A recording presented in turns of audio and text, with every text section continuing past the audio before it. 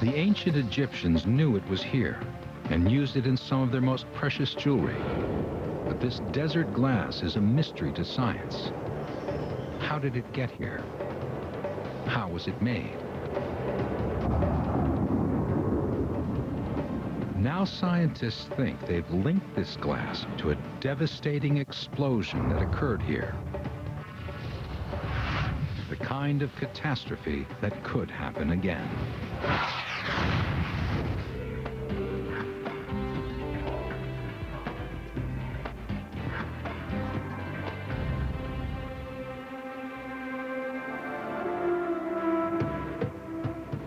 An international team of scientists is on a mission in the great sand sea of the Egyptian Sahara Desert.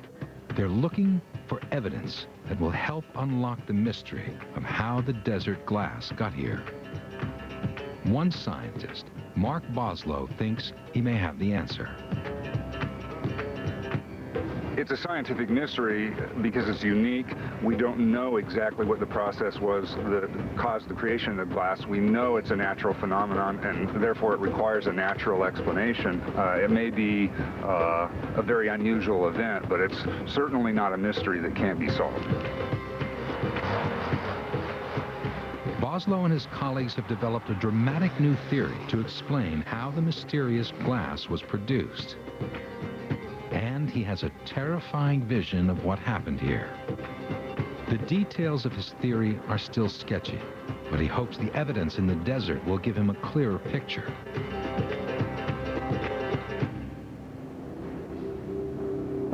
Egyptians must have known about the glass for thousands of years. In 1998, a discovery at the Egyptian Museum in Cairo made scientists more determined to solve the mystery. Italian scientist Vincenzo Di Michele was looking at gems and semi-precious stones used by the ancient Egyptians.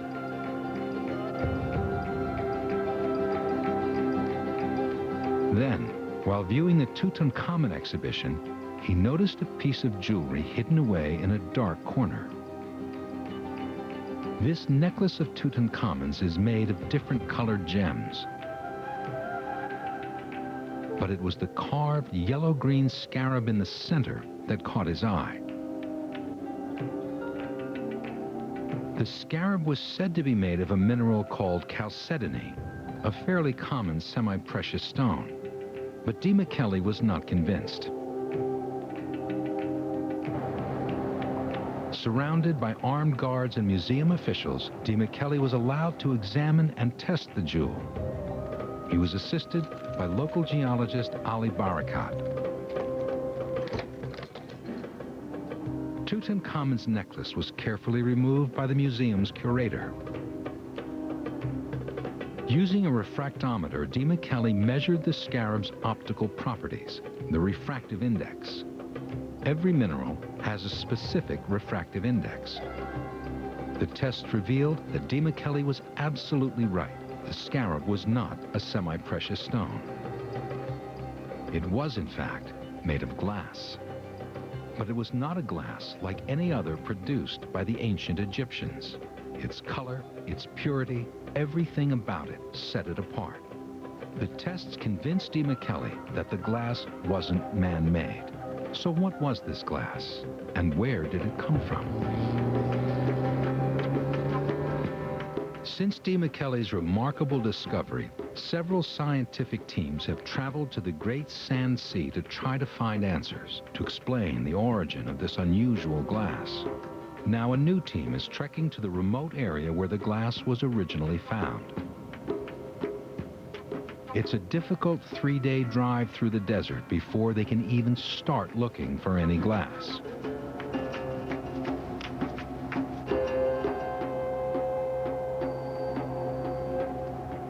Physicist Mark Boslow has never been to this desert, so he relies on geologist Ali Barakat and geochemist Christian Kerbel, who, like Barakat, is an old desert hand. They hope to find fresh evidence of the mysterious event which must have taken place out in the desert. We scientists have been interested in these desert glasses for a very long time. It's just such a mysterious glass. They have a color and this pure silica composition that makes them really unique in the world. We know no other natural glasses that look like this or have a composition like this. And so we scientists are still kind of puzzled how these things formed. What puzzles scientists is that this desert glass is not like any other natural glass found on Earth. Most natural glass is volcanic in origin.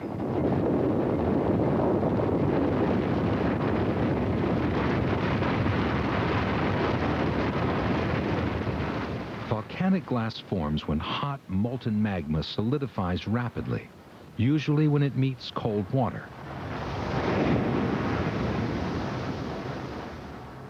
Volcanic glass is relatively common, but its chemical composition and dark color are quite different from the desert glass.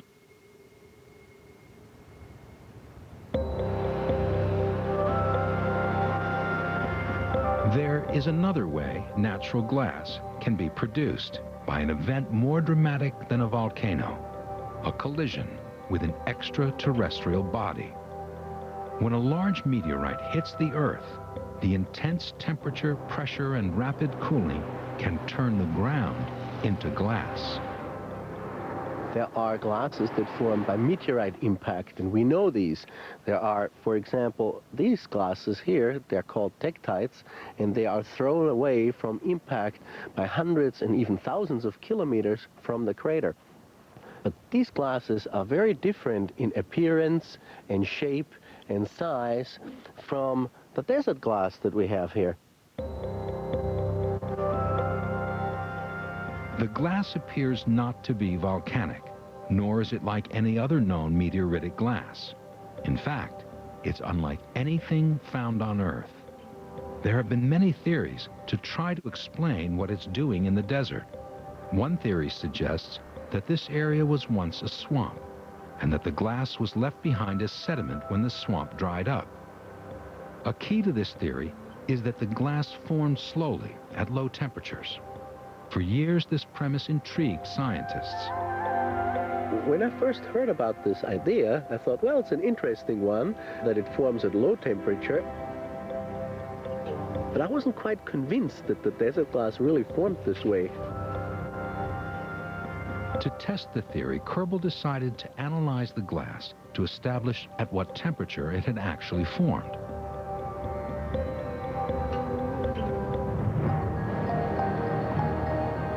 For help with the study, he went to the Natural History Museum in Vienna, where one of the world's largest collections of meteorites is housed. Using the museum's electron microscope, he examined the desert glass for a mineral called zircon. Zircon is remarkably stable, but starts to disintegrate at high temperatures. Kerbel looked for zircon crystals with light and dark patches. These patches show that the zircon had begun to disintegrate. And what this tells me is that the glass formed at a very short time and a high temperature. And to understand exactly which temperature we're looking at here, I need to analyze the different bits inside here. In the dark patches, the zircon is broken down into a form of silica. The amount of zircon left in these patches shows how far the process of disintegration has gone.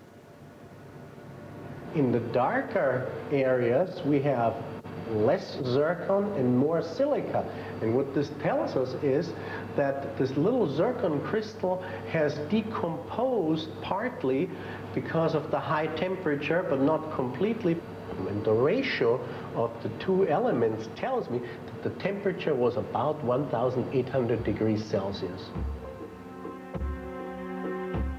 And that's hot, extremely hot.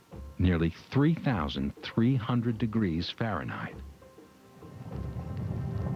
Volcanic lava is only about 2,000 degrees Fahrenheit. Whatever happened here, the heat it produced was phenomenal. What Kerbel found convinced him and other scientists that they had to look for another explanation, an extraterrestrial explanation.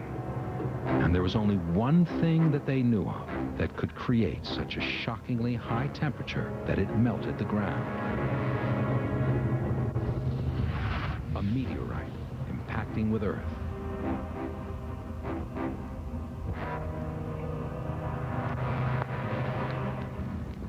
Tons and tons of this material falls on the Earth every day, and most of them are very small, just like dust. Some of them are pebbles, and they make shooting stars in the atmosphere.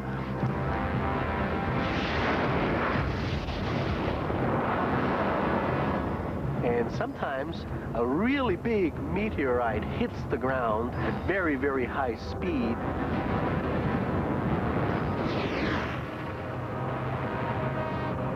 Melts the ground, it vaporizes the ground, and these high temperatures and pressures are enough to melt a huge quantity of rock.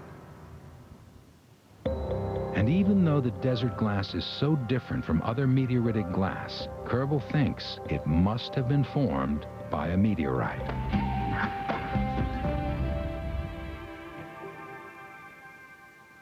Introducing the all-new Lexus GX. It has the agility and the power to take on any mission and the space to accommodate precious cargo. Because every great action hero needs a vehicle. See your Lexus dealer. Could switching to Geico really save you 15% or more on car insurance? Did the Waldens take way too long to say goodnight? Good night, John Boy. Good night, Mary Ellen. Good night, Mama. Good night, Aaron. Good night, John Boy. Good night, Grandpa. Good night, Ben. Good night. Good night, Jim Bob. Good night, everybody. Good night, everybody. Good night, Daddy. Geico. 15 minutes could save you 15% or more. It's time to explore Australia, to see a koala in Queensland, to dive the Great Barrier Reef, to drive the Great Ocean Road, spot wildlife on Kangaroo Island, and discover Melbourne's hidden secrets. It's time for your adventure. Visit Australia now. Book by April 30th and enjoy free nights. Visit australia.com/now or call 1-800-89-KOALA.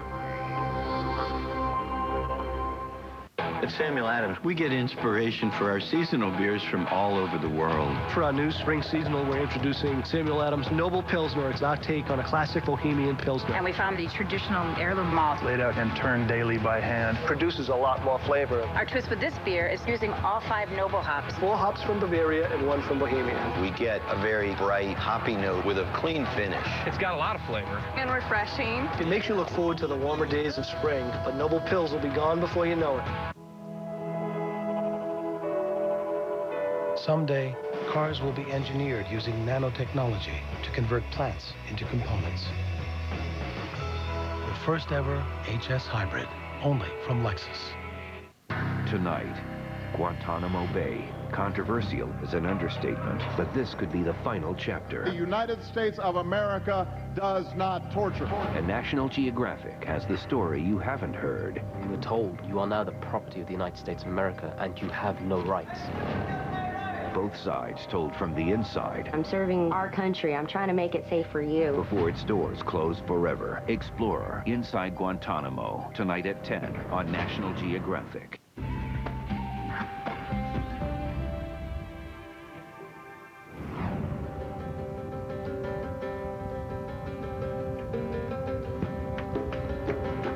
Kerbal hopes to find evidence of a massive meteorite impact on the ground. The team still has another day of driving before they can even start looking for any glass or any other signs of what occurred. They are now in the heart of the Great Sand Sea.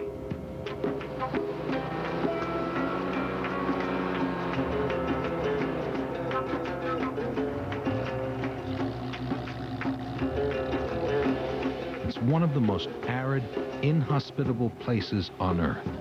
No one lives here.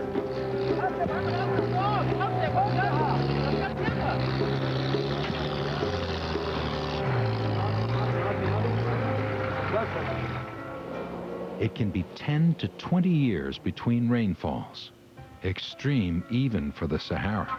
Yeah, the glass area is all this area. We'll camp at the end of the rocks and the sand here. Right. Like that, we'll make the camp sort of in the middle of the high concentration of the big glass and the black. You want to be in the second.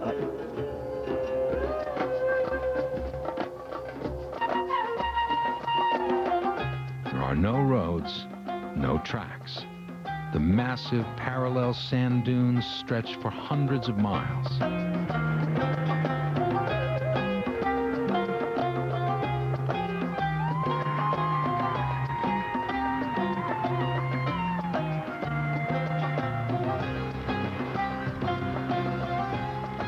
Each dune is a challenge, and without highly skilled drivers, the cars could easily overturn as they slide down the soft sand.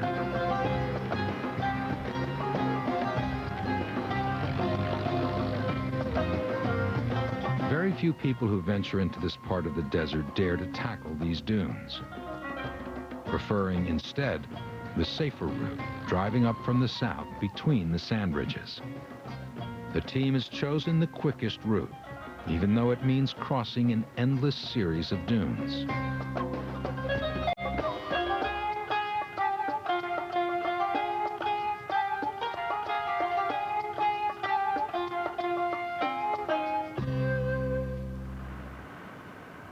At last, they approach the area where the glass was originally found.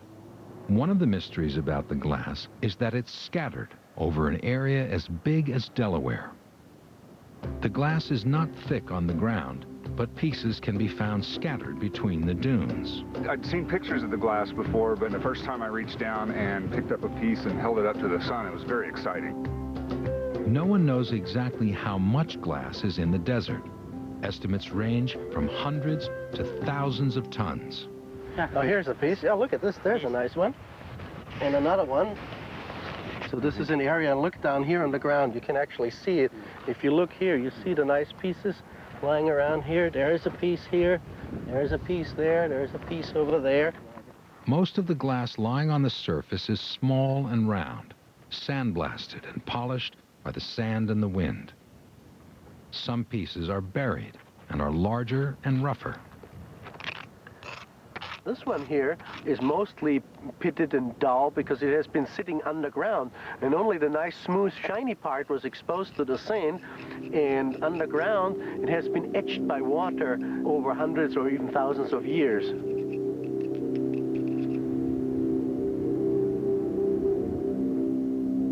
The sand dunes are moving at an astounding 10 yards a year, so new pieces of glass are continually being uncovered.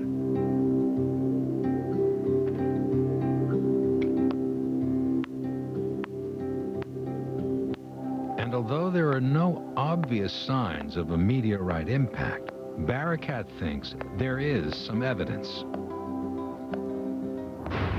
A large meteorite smashing into sandstone should leave behind clues. Under the microscope, the tiny grains of quartz from which this sandstone is mostly made are usually clear inside. But Barakat and others have found samples of the sandstone in which some of the quartz grains have distinctive lines caused by shock waves from an impact. The new evidence makes more solid the theory that a meteorite produced the desert glass.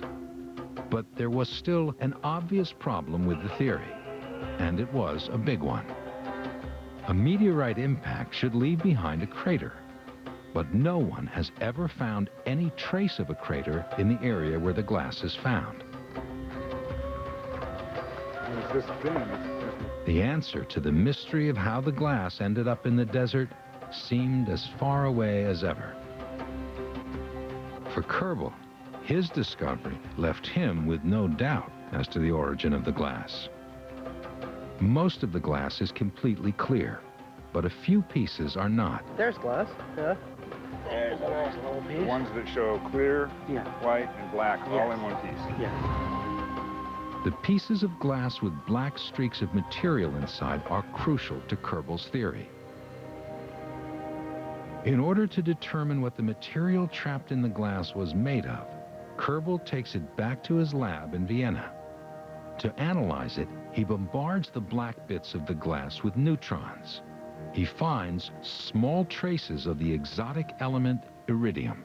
Here are the peaks that indicate the presence of the element iridium. And this is something we would not expect to find in rocks on the surface of the Earth.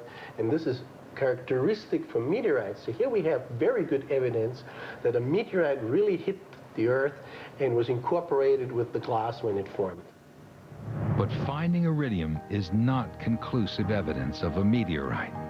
Then, after over a year of searching, Kerbal finds another tantalizing clue, the rare element osmium. The results are absolutely exciting.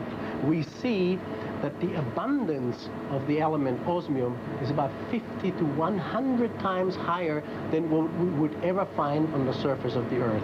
And more importantly, the ratios of the isotopes of osmium are very different from surface rocks of the Earth.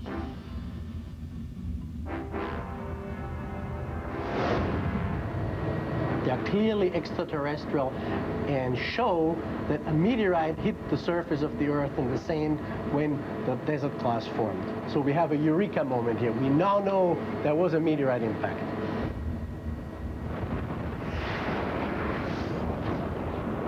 When Ancient Asteroid returns on National Geographic Channel presents. Tomorrow, they don't fit into society. It can cause so much pain that people can be driven to trying to chop off their own legs. It actually felt like I was the only one in the world. Some by birth. They have a lifestyle which is very different. And some by choice. The fact that it's green and beginning to look a bit rotten doesn't mean it's out of the question for eating it. Taboo, Misfits, premieres tomorrow at 10 on Nat Geo. It balances you. It fills you with energy. And it gives you what you're looking for to live a more natural life in a convenient 2-bar pack. This is Nature Valley. Delicious granola bars made with 100% natural ingredients. Nature Valley, 100% natural, 100% delicious.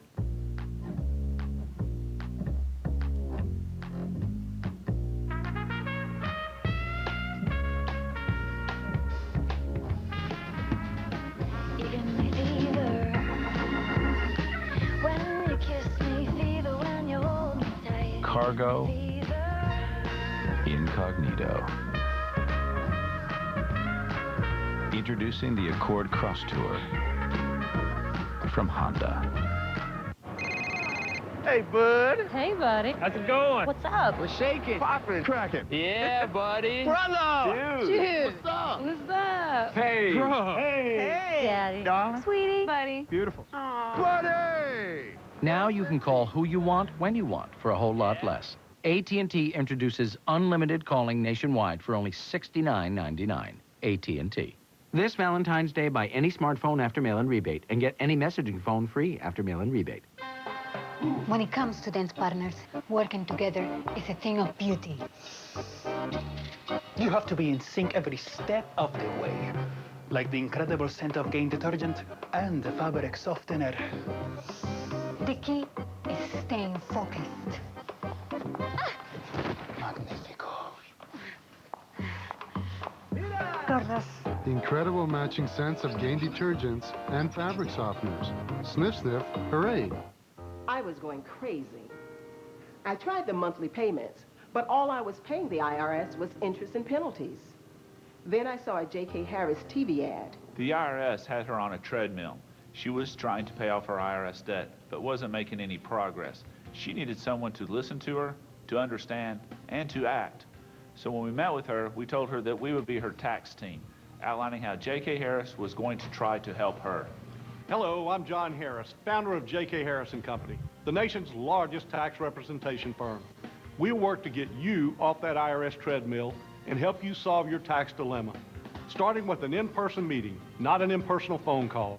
So if you're over your head in IRS tax debt and don't know where to turn, call the tax team at J.K. Harris today for a free face-to-face meeting.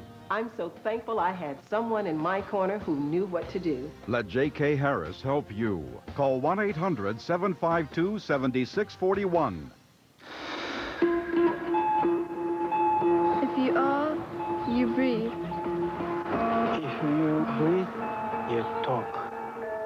If you talk, You ask. If you ask, You think. If you think, you search. if you search, You experience. If you experience, you learn. If you learn, you grow. If you grow, you wish. if you wish, you find. And if you find, you doubt. If you doubt, you question. if you question, You understand. And if you understand, you know. If you know, you want to know more. And if you want to know more, You are alive. National Geographic Channel. Live curious. Fight Science is back, putting super soldiers to the test. Don't underestimate the dangers involved here. This is a test, nothing worth dying for. Fight Science Ultimate Soldiers premieres February 1st at 10, only on Nat Geo.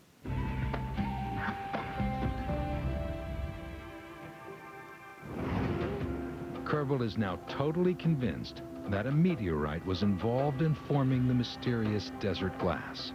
For him, the lack of a crater isn't a problem. He has a simple explanation.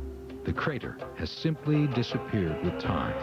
I think what we're looking at is probably a very deeply eroded structure. A fresh young crater looks maybe like this, and it is filled in here with broken bits of rock and melt and so on.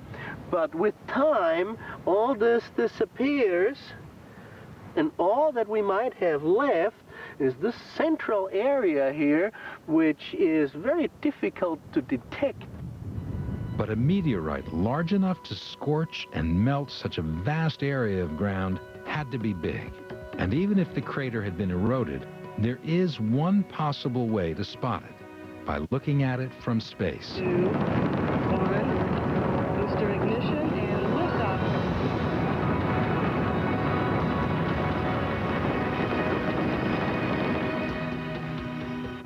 Farouk Elbaz is a remote sensing scientist. He's head of a lab in Boston that interprets pictures of Earth taken by orbiting satellites. He's been looking at satellite pictures from space since the 1960s. At that time, only about 20 impact craters had been found. With the advent of satellite images from space and the fact that we're going to be recognizing all of these circular features, we now have at least 200 that are proven or semi-proven impact craters. One reason that there are not more known impact craters on Earth is that some are so big they can only be spotted from space.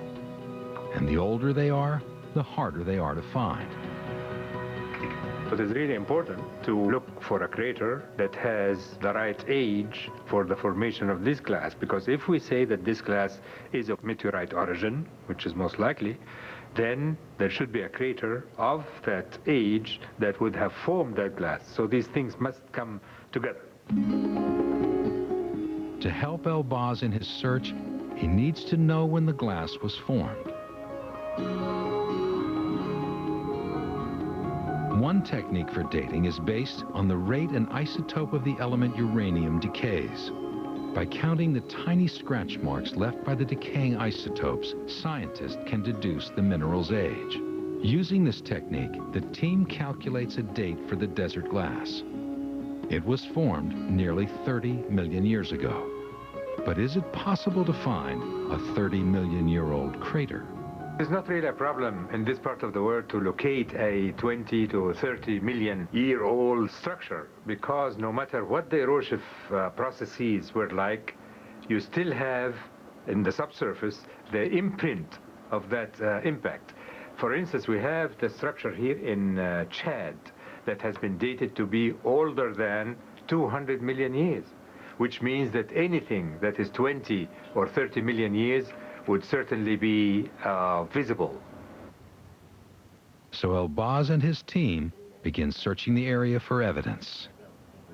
We have some craters in here, a tiny one in here, larger craters in south of here, but nothing in that zone that can be called an impact crater. So here is the Great Sand Sea and the dunes going down southward this way. And the silica glass region is right here, and it is a little too far from any of the impact craters that we have formed around. So we conclude from that we have not really found the smoking gun for the silica glass in the Western Desert in Egypt. While studying the satellite images, Elbaz spotted a circular formation that he thinks deserves closer inspection. Elbaz decides to make his own expedition to the desert to see if the evidence on the ground indicates this is the missing crater.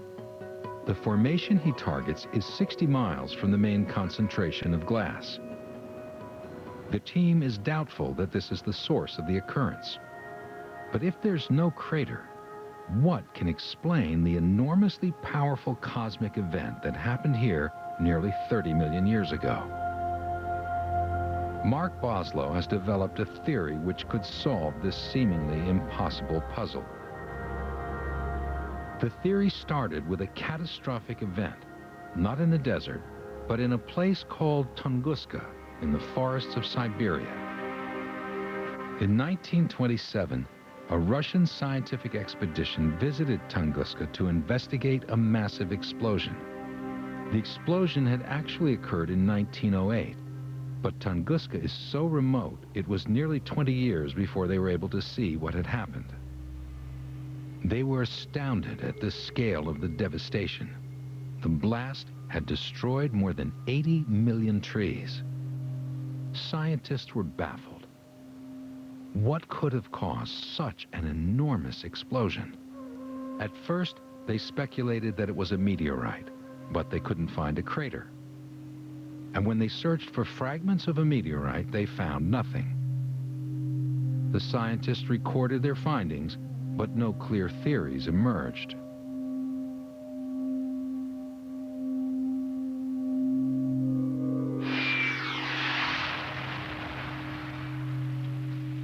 For years, the Tunguska event was a scientific mystery. Scientists have had many theories about this event. One commonly held belief is that an extraterrestrial object somehow exploded about 5 miles up in the atmosphere. This mid-air explosion, or aerial burst, would have been equivalent to about 20 million tons of TNT.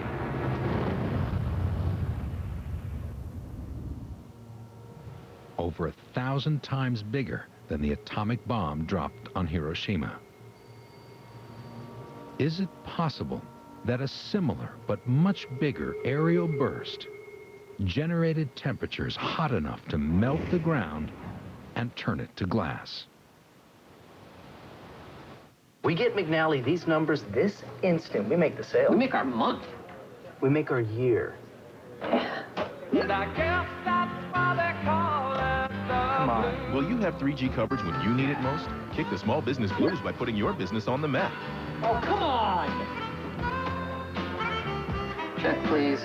Get almost 5 times more 3G coverage than AT&T with Verizon Wireless. Come into a store today to buy one BlackBerry and get another one free. And put your business on the map.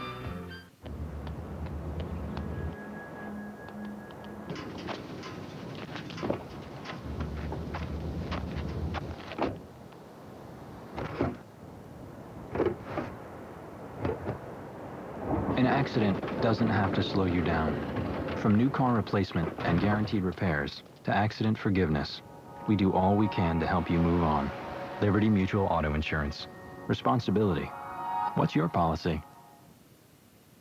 Ever feel you might be missing something? Like, oh, say, hundreds of dollars in tax savings?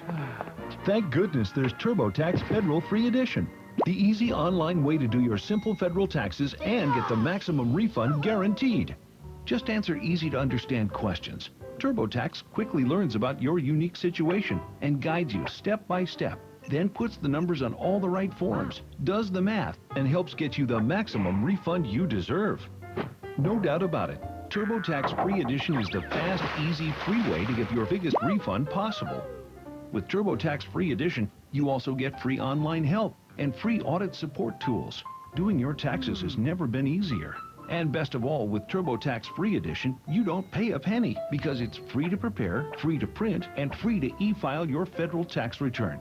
And when you e-file, you can get your refund fast in as little as 8 days. So why not give it a try? Millions of others have already used TurboTax products. Just listen. I thought the free edition was fantastic. I wasn't expecting that, so when I saw that it was free, bonus. TurboTax holds your hand and guides you through every step of the way. If I had a question, TurboTax beat me to it. It was really simple. I got a lot of cash, and that's because of TurboTax. I would never go back to a tax store and pay that kind of money again. No wonder TurboTax is America's #1 brand of tax preparation software. The Wall Street Journal found TurboTax easier to navigate and understand. In their tests, TurboTax came out on top. USA Today said, in our annual test drive of tax software, TurboTax was again the winner. Isn't it time you use TurboTax? TurboTax is the easy way to do your taxes and get the biggest refund you deserve. Visit GetTurboTaxFree.com, where it's free to prepare, free to print, and free to e-file your federal tax return. That's GetTurboTaxFree.com. Do it now and get your refund fast in as little as 8 days. In Dogtown, every little bit makes a difference in these animals' lives. A bit of care. Oh, it looks great, Mama. A bit of encouragement. You're doing so good. A bit of treats. That's a boy. Dogtown, Fridays at 8 on Nat Geo. Brought to you by Kibbles and Bits. The bits make it better. Fight Science is back, putting super soldiers to the test. Don't underestimate the dangers involved here. This is a test, nothing worth dying for. Fight Science Ultimate Soldiers premieres February 1st at 10, only on Nat Geo. Tonight, Guantanamo Bay. Controversial is an understatement, but this could be the final chapter. The United States of America does not torture. And National Geographic has the story you haven't heard. You're told you are now the property of the United States of America and you have no rights. Both sides told from the inside. I'm serving our country. I'm trying to make it safe for you. Before its doors close forever. Explorer, Inside Guantanamo, tonight at 10 on National Geographic.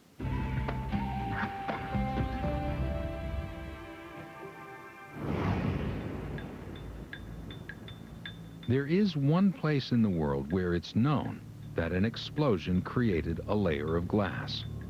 The Trinity site in New Mexico is where the world's first atomic bomb was detonated. Sergeant Ben Benjamin was part of the official photographic team. He was just 22.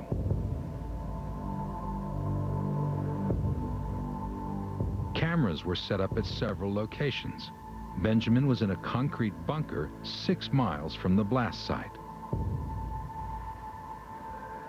For him, it was an awesome, almost surreal experience.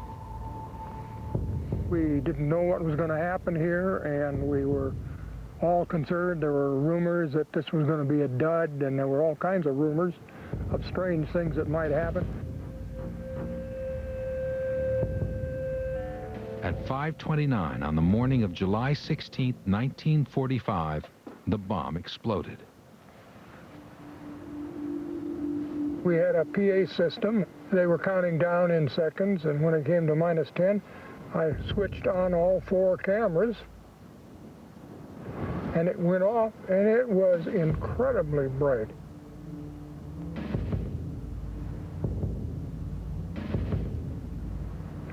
It was absolutely fantastic. It filled this valley with a light that no one had ever seen before. It turned out to be 20-some times the brightness of noonday sun.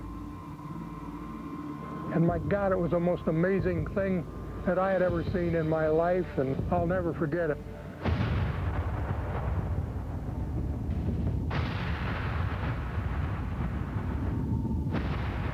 A mushroom cloud burst into the sky with the force of 20,000 tons of TNT. Along with the light came this blast of heat. Felt like opening the door of a furnace and having the heat warm you instantly, even here at 6 miles. A week after the explosion, Benjamin was allowed back onto ground zero. What he saw was startling. And of course, the whole tower that the device was on, all that steel, tons and tons of steel, was absolutely vaporized. bigger surprise was what had happened to the ground. It was covered with green glass, the melted sand here. All the sand had melted on the top, the first quarter inch or so. This green glass was covering the whole entire area, and it was cracked, and but one could walk on it, and you'd crunch. It'd be walking like on a field of maybe ice. The sand was transformed into a thin layer of glass covering an area 600 yards wide. But the Sahara Desert glass area is thousands of times larger.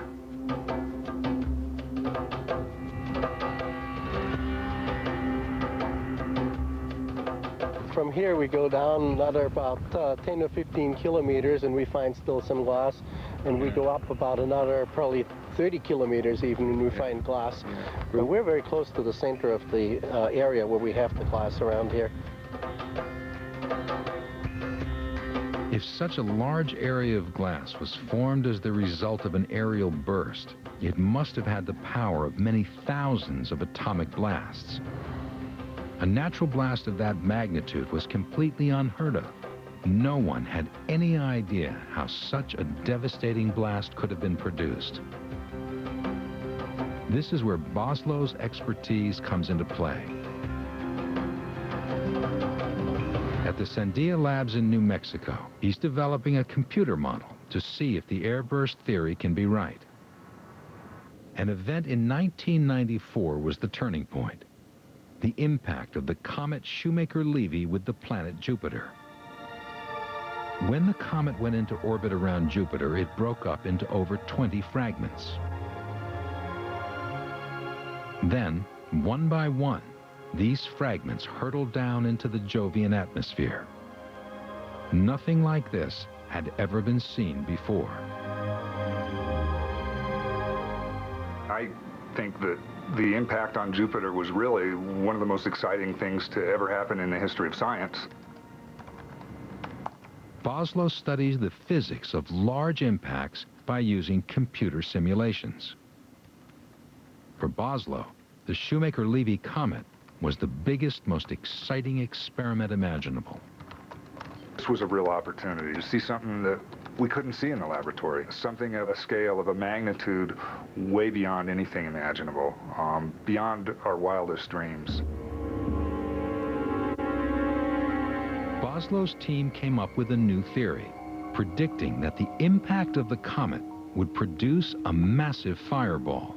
This is a sequence of snapshots from our simulations. The top image shows this incandescent fireball rising over Jupiter's horizon to be seen from Earth. And in subsequent frames, you see this fireball growing and cooling, but growing into this enormous plume to very high altitudes. It just gets huge.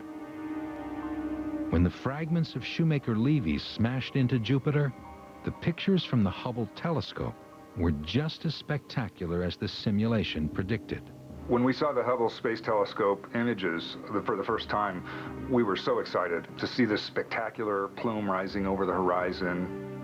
Their predictions were remarkably accurate.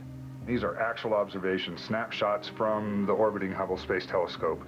In the first image, you see this incandescent fireball rising over the horizon, and in subsequent images, you see it growing into a plume, and it continues to grow to this enormous size. They predicted that a massive plume of hot gas would be expelled well over 2,000 miles into space. It was a spectacular explosion.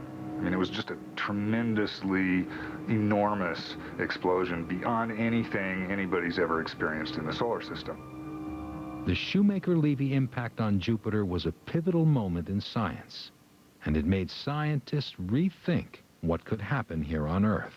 So this really was a turning point in my understanding about how impacts work. I and most people thought of impacts on Earth as events that create craters, collisions with the solid Earth, and typically we ignore the atmosphere. We ignore atmospheric effects. Well, the atmosphere is tremendously important, and this is the lesson we learned from this. Another scientist who paid close attention to the Shoemaker-Levy comet was John Wasson. He's one of the world's top meteorite scientists. Wasson also has an interest in the origins of the Egyptian desert glass, looking in particular at one special piece. It's special because it has very distinct layers. The layers consist of dense glass, which is almost free of bubbles, and foamy glass, which is full of tiny little bubbles. Wasson believes the layers were formed by intense heat radiating from above, from an extremely hot sky.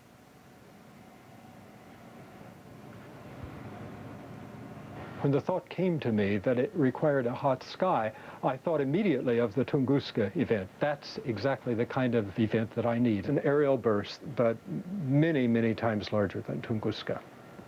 Perhaps 1,000 times or even more times larger. And the massive fireball produced on Jupiter by the comet seemed to offer another clue. I thought, how nice. The Shoemaker-Levy comet seemed to me to be ideal for producing an aerial burst and producing desert glass. This crucial new evidence made Wasson and Boslow wonder, could a similar aerial burst happen here on Earth? Fight Science is back, putting super soldiers to the test. Don't underestimate the dangers involved here. This is a test, nothing worth dying for. Fight Science Ultimate Soldiers premieres February 1st at 10, only on Nat Geo. Welcome, traveler. Your solar system is waiting. The first destination in your 3-night journey will be Saturn. At only 3,200 feet thick, its iconic rings are a surprising sight as you make your way to the moon, Titan. A traveler's guide to the planets, Saturn. The first of a 3-night event, starting February 14th at 9 on Nat Geo. Breaking up is hard to do. Breaking up is hard to do. So Allstate will do it for you. Switch to Allstate, and your new agent will help tell your old insurance company goodbye, saving you that uncomfortable breakup moment and serious cash. Drivers who switch saved an average of $396 a year, $473 if they dumped Geico. Breaking up is easy to do. That's Allstate, Stand. Are you in good hands? Like something really fresh this winter? Cruise into Outback Steakhouse and try our juicy signature sirloin, only $9.95. Or for $1 more, try our signature sirloin and shrimp scampi. Down under prices starting at $9.95. Live adventurous. Go Outback. Prilosec OTC. Knock heartburn into a whole new zip code. 24/7. Satisfaction guaranteed. Prilosec OTC. Heartburn gone, power on. Prilosec OTC dominates heartburn 24/7, including the 8 hours you spend with your eyes closed. Prilosec OTC. Heartburn gone, power on. It begins with a brushstroke, a simple yet powerful line, uniting engineering and emotion, connecting driver to road, separating Infiniti from every other luxury car in the world. The newly redesigned Infiniti G sedan. This is inspired performance. This is the way of Infiniti. My mom mentioned eHarmony, and I just didn't take myself as a guy who really needed the internet. And then I kind of changed my ideas where it wasn't necessarily to get a date, it was to meet the right person. Now review all your matches absolutely free at eHarmony.com. This is Jeff Norman. He doesn't get health insurance from an employer, so he's been buying it himself for years. He's healthy, so he wonders why his rates keep going up. Liz Sloan wants health insurance, but doesn't think she can afford it. We're Assurant Health, and we've been customizing plans to meet the needs of individuals for over 110 years. For instance, with our 2-year rate guarantee and healthy discount, Jeff will get 15% off his rate and lock in that rate for 2 years. For Liz, we offer plans that allow people like her to pay for only the benefits they need, saving them money. In fact, Liz could get up to $2 million of coverage for less than $100 per month. Unlike other health insurance companies that focus on corporations and treat everyone the same, Assurant Health is there for the individual. So if you need health insurance, call the number on your screen, visit our website, or contact your local agent. Call now to find out how you can save hundreds of dollars a year on your health insurance. Call 1-800-350-9224. Tonight, Guantanamo Bay. Controversial is an understatement, but this could be the final chapter. The United States of America does not torture. And National Geographic has the story you haven't heard. You were told you are now the property of the United States of America and you have no rights. Both sides told from the inside. I'm serving our country. I'm trying to make it safe for you. Before its doors close forever. Explorer, Inside Guantanamo, tonight at 10 on National Geographic.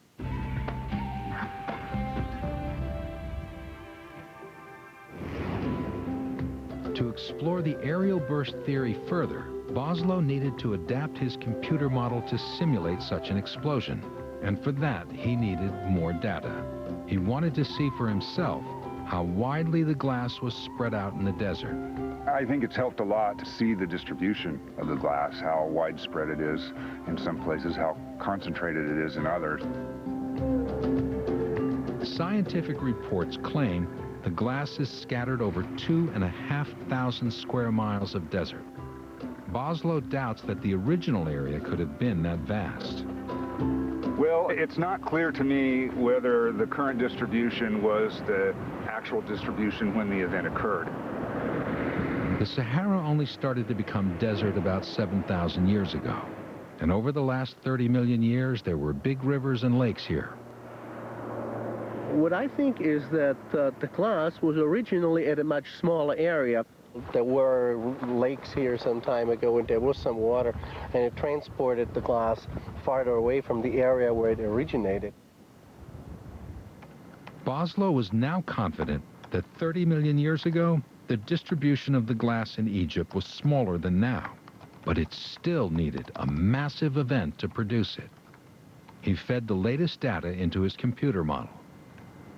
What we modeled is 120-meter diameter object entering the atmosphere at 20 kilometers per second. And we started off the simulation way above where this frame starts. To examine the evidence of an actual impact found in the desert, the simulation allows a fragment of the meteorite to reach the ground and make a small crater. But such a small impact would not produce the glass.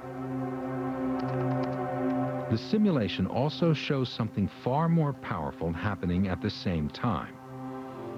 Before reaching the ground, the incoming meteorite burns up, leaving a trail of incandescent material in its wake, a massive column of fire, which turns into a fireball.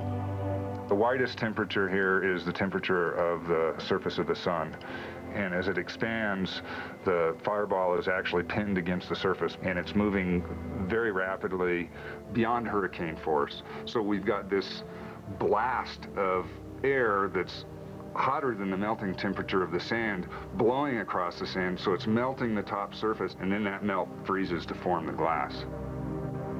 And just like on Jupiter, an enormous plume of searing gas is streaming out into space.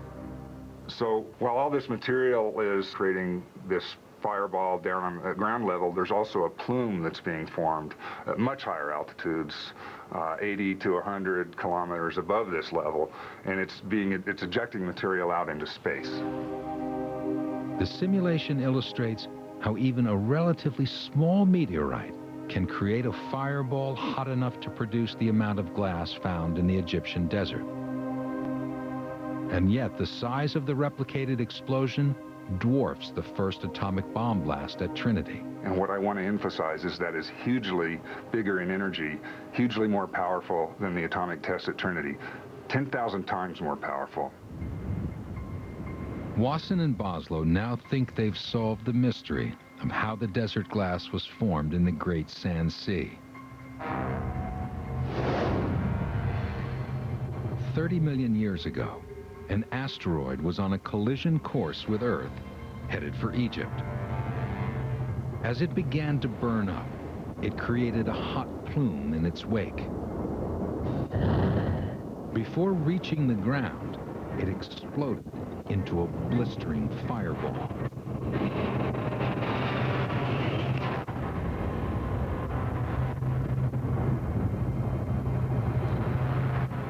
surface temperatures immediately reached 3,200 degrees Fahrenheit. The ground, which was mostly sandstone, melted and was transformed into yellow-green glass. Above the surface, a column of superheated gas propelled itself into space. The total effect was far more devastating than if it had simply hit the ground. The theory predicts that an aerial explosion is far more likely if an object breaks up easily, like the fragile comet Shoemaker-Levy. But just how common are fragile objects in space? An incident in 1997 proved to be a major eye-opener for the scientific community. A NASA spacecraft flew past an asteroid called Matilda. Matilda's slow rotation showed it was not solid, but was a loose assembly of rock held together by gravity. They call it a flying rubble pile. We've discovered a number of other asteroids which have similarly low densities, and this has led to a real paradigm shift where now it's accepted that most asteroids probably consist of rubble piles and are extremely weak. These rubble piles are likely to explode if they enter the Earth's atmosphere. And Wasson believes he has evidence of another aerial burst, this one on a truly cataclysmic scale. He's found glass all over Southeast Asia, Thailand, Cambodia, Laos, Vietnam, and even southern China. The curious thing about it is no crater has been found. And I think it was a Super Tunguska-like event. Wasson thinks that about 800,000 years ago, a flying rubble pile broke up while on a collision course with Earth. The fragments became fireballs, incinerating everything on the ground within some 300,000 square miles. Wasson's findings caused some to wonder, is there any way to protect the Earth from such a phenomenon? In recent science fiction movies, the solution to a large asteroid hurling towards Earth is to blow it up. According to Boslow, this would only make matters worse. In those movies, yeah, Hollywood certainly got it wrong. You can't just explode an asteroid just before it hits the Earth and suddenly the pieces disappear. Now you have a lot more smaller pieces hitting the Earth, and they're all making fireballs. You could actually make it much worse by attempting to explode an asteroid just before it collided with the Earth. Luckily, it could be millions of years before there's another collision with a large asteroid.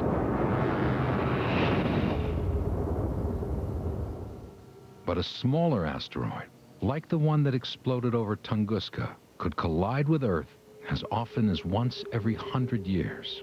And the next time, it might not be over Siberia.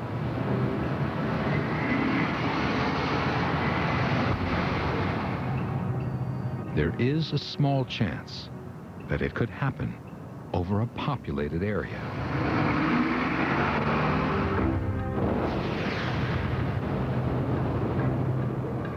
So there would be no warning. If an impact like this were to happen, it's very unlikely that there'd be any advance warning at all.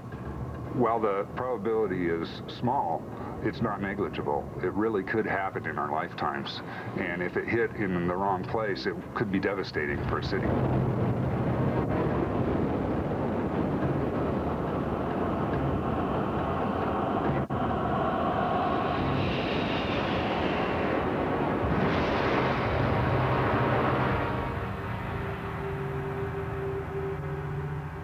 In a city like London, millions of people would be killed.